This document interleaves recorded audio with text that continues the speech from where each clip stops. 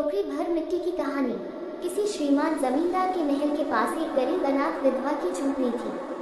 जमींदार साहब को अपने महल का अहाता उस झोपड़ी तक बढ़ाने की इच्छा हुई।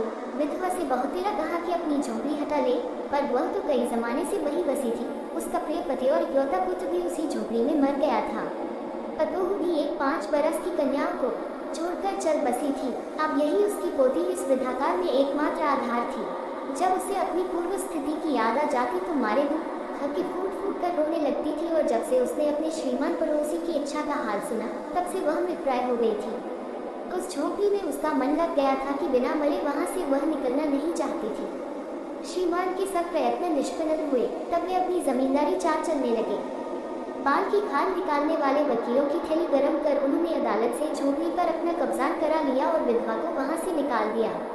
बेचारी अनाथ तो थी ही, पास पड़ोस में कहीं जाकर रहने लगी। एक दिन श्रीमान उस झोपड़ी के आसपास टहल रहे थे और लोगों को काम बतला रहे थे कि वह विधवा हाथ में एक टोकरी लेकर वहां पहुंची।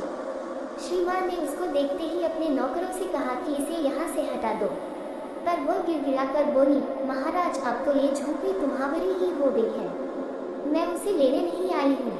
महाराज क्षमा करें, तो एक विनती है। जमींदार साहब के सिर हिलाने पर उसने कहा, जब से यह झोपड़ी छूटी है तब से मेरी पोती ने खाना पीना छोड़ दिया है। मैंने बहुत कुछ समझाया पर वही नहीं मानती। यही कहा करती है कि अपने घर चल, वही रोटी खाऊंगी।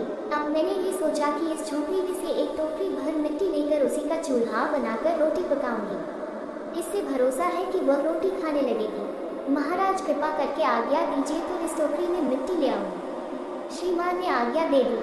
विधवा झोपड़ी के भीतर गई।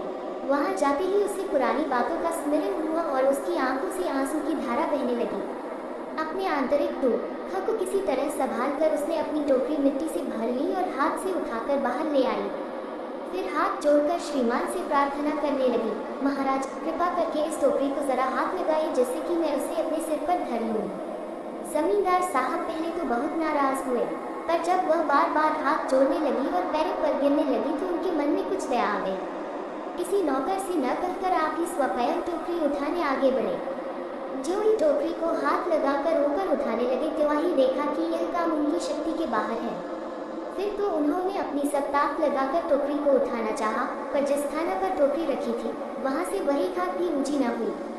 वो लज्जित होकर कहने लगे, नहीं, ये टोकरी हमसे न उठाई जाएगी। ये सुनकर विधवा ने कहा, महाराज नाराज न हो, आपसे एक टोकरी भर मिट्टी नहीं उठाई जाती और इस झोपड़ी में तो हजारों टोकरियां मिट्टी पड़ी है। उसका भार आप जन्मस भर क्यों का उठा सकेंगे? आप ही इस बात पर विचार कीजिए।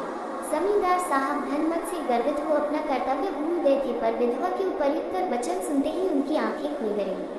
कृतज्ञता का पश्चाताप कर उन्होंने विधवा से क्षमा मांगी और उसकी झोपड़ी वापस दे दी।